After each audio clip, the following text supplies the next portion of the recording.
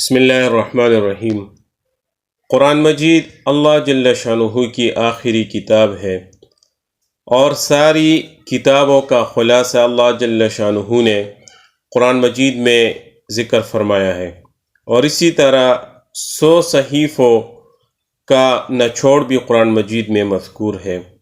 تو اللہ جل شانہ کے ہاں قرآن مجید ایک عظیم الشان کتاب ہے، اور اس لیے اللہ جل شانہ نے اپنے آخری نبی صلی اللہ علیہ وسلم پر نازل فرمایا۔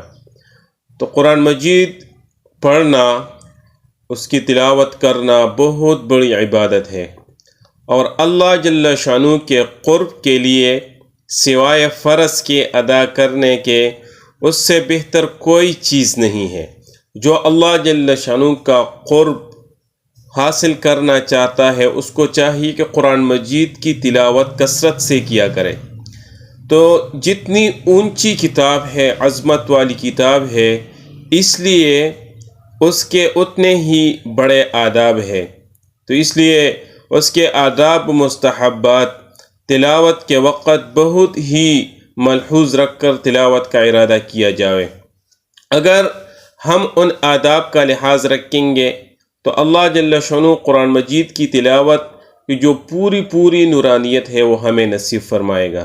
تو اس لیے سب سے پہلی جو چیز ہے وہ طہارت ہے، کہ ہم پوری طہارت سے نہایت اخلاص کے ساتھ کعبہ کی طرف منہ کر کے، یعنی قبلہ رخ بیٹھ کر، اگر کوئی کسی عذر کی وجہ سے کسی دوسری طرف ہم بیٹھے تو کوئی اور بات ہے، لیکن ادب یہ ہے کہ ہم قبلہ رخ ہو کر قرآن مجید کی تلاوت کریں۔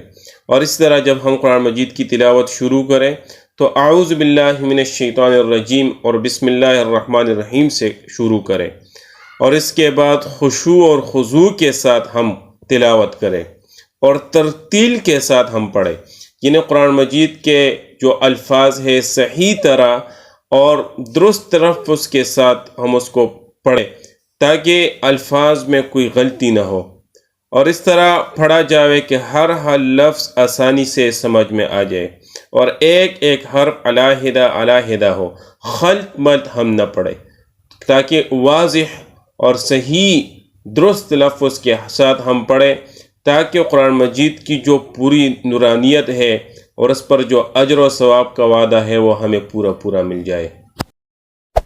Hey there. Subscribe to my channel and also press this bell icon.